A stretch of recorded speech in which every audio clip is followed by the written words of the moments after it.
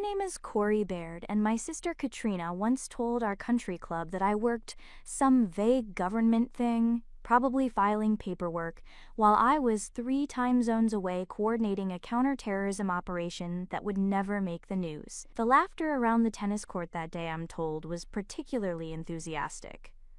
I'd learned to live with it. When you're an FBI special agent assigned to the Presidential Protective Detail, one of fewer than 20 agents in the country who rotate through the most sensitive protection assignments in the executive branch, you get used to the gap between what you do and what people assume you do. The irony was almost amusing. My family spent so much energy being embarrassed by my supposed mediocrity that they never stopped to wonder why I was vague about my work in the first place. It had been 15 years since I'd graduated from Quantico, 15 years of climbing a ladder that most agents never even get to see, let alone touch. Counterintelligence, hostage rescue team liaison, 3 years at the Washington field office on executive protection operations. Then the assignment that changed everything, Presidential Protective Detail. Not the Secret Service. That's a common misconception, but the FBI's specialized unit that coordinates threat assessment and works in tandem with USSS on the most complex protective operations.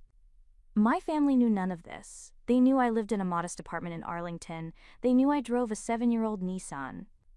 They knew I rarely attended family functions, and when I did, I was inevitably called away by what Katrina referred to as my mysterious phone calls. They had constructed, from these fragments, an entire narrative about my failure to launch.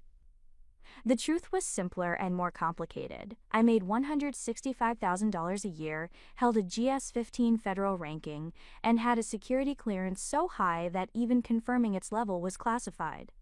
I owned the Arlington apartment outright, paid in cash 3 years ago, and kept the old Nissan because anonymity was part of the job.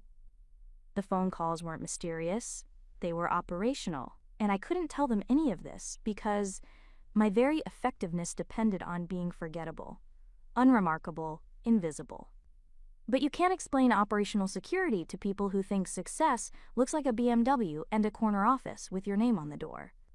The situation with my brother-in-law Pritchard had been building for years. He'd married Katrina 8 years ago, and he'd brought with him a particular brand of condescension that my family had absorbed like gospel.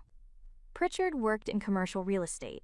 He brokered deals for strip malls and car dealerships, and he spoke about his profession with the gravity of someone negotiating Middle East peace treaties. The thing about real estate, he'd once told me at Thanksgiving, is that it's for people who understand real power, real money, not like, he'd waved vaguely at me, whatever it is you do. I'd smiled. I process paperwork. Lots of paperwork. Right. He'd nodded, satisfied. Government work. No offense, Corey, but you probably make what I spend on car payments. I'd calculated it quickly. His leased Lexus ran about $800 a month. I made that in about 8 hours. But I just nodded and changed the subject. That was 2 years ago. Since then, the condescension had evolved into something more performative. Pritchard had realized that mocking me was a reliable way to bond with my father, who'd never quite forgiven me for not becoming a lawyer like him, and with Katrina, who'd spent her entire adult life cultivating the appearance of success and found my apparent lack of ambition personally offensive. Last Christmas, Pritchard had given me a gift card to a discount grocery store. "Thought you could use this?" he'd said, loudly enough for the entire family to hear. "I know government salaries are tight." I'd thanked him politely. The gift card was for $50. I'd donated it to a food bank the next day. That week I'd been briefed on a credible assassination threat against the vice president. The cognitive dissonance was almost funny. Almost. The real problem wasn't the mockery. I'd developed a thick skin over the years.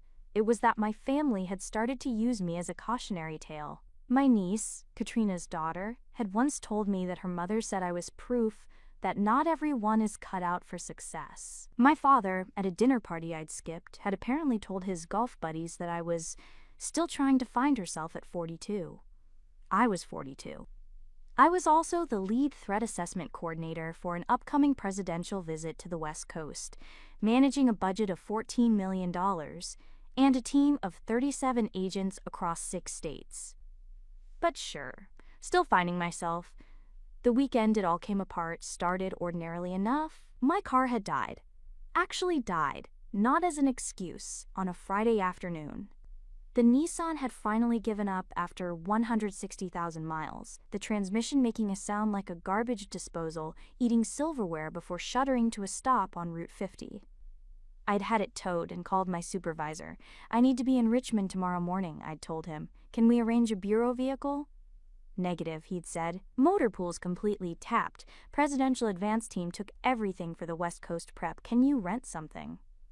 I could have.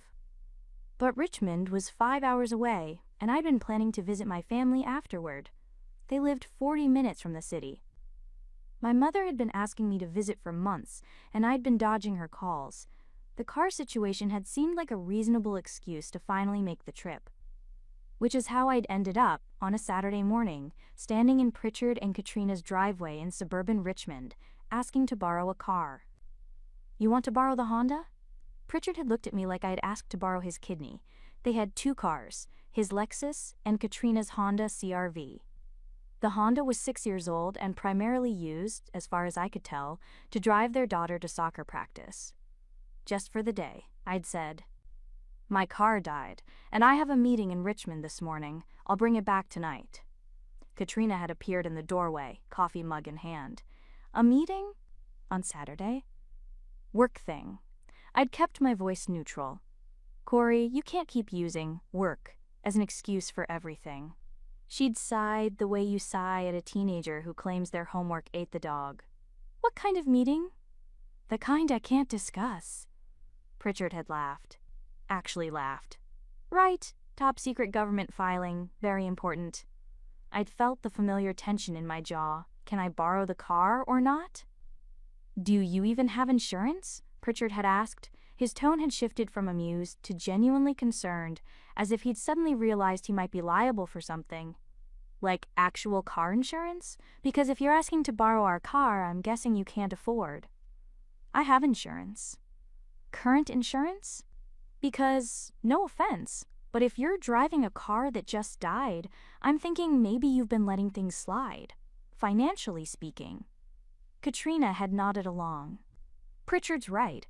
We can't just hand over our car if you're not properly insured. It's a liability issue."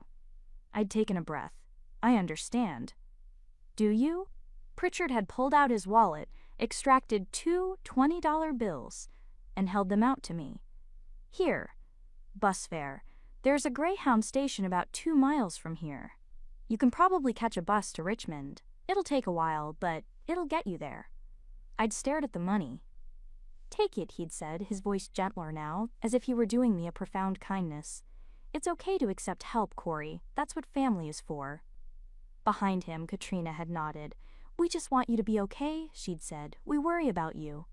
Something in me had cracked. Not broken. I was too well trained for that. But cracked. A hairline fracture in the professional composure I'd maintained for 15 years. I'd looked at the two of them standing there in their matching athleisure wear, in front of their mortgage-heavy McMansion, offering me bus fare with the kind of pity usually reserved for distant relatives who show up drunk to funerals. And I'd smiled. "That's very kind," I'd said, "but I think I'll make a call first." I'd pulled out my phone, the one with the reinforced encryption and the direct line to the Strategic Operations Center, and stepped away from them, just far enough that they couldn't hear clearly, but close enough that they could see this was a real conversation. The call had connected on the first ring. "This is Agent Baird," I'd said. "I need the motorcade rerouted through here. Yes, the presidential detail." There'd been a pause. The voice on the other end had been professional, clipped. "Confirm your location, Agent Baird." Quote. I'd given them the address. "Stand by?" I'd stood there, phone to my ear, watching Pritchard's face. He'd looked confused at first, then annoyed, as if I were making some elaborate joke he wasn't in on. Then the voice had come back. Confirmed. "Primary motorcade will route through your location at 0847. POTUS is en route to the Richmond Convention Center from the airport. We'll have the motorcade reduce speed for visual confirmation. Do you need extraction?" "Negative," I'd said. "Just need them to see me." "Confirm Alpha 7 is in the lead vehicle?" Affirmative. Agent Morrison is primary driver. Perfect. Tell him it's Baird, he'll understand. I'd ended the call and turned back to Pritchard and Katrina. They'd been standing exactly where I'd left them, frozen in some tableau of confusion. Bus won't be necessary, I'd said pleasantly. My ride will be here in about 6 minutes. Pritchard had laughed again, but it had sounded uncertain. Your ride? Corey, what? Katrina had started, but I'd held up a hand. Just wait. We'd stood there in the driveway, the three of us, in the kind of silence that makes every small sound, birds, distant traffic, someone's lawnmower, seem deafening. I'd checked my watch. 4 minutes. This is ridiculous, Pritchard had finally said. What are you? And then they'd heard it. The sound of a motorcade is distinctive if you know what to listen for. Not just the rumble of engines, but the synchronized precision of multiple heavy vehicles moving in formation. Most people never hear it up close. Most people never need to. Pritchard's head had turned toward the street. What is that?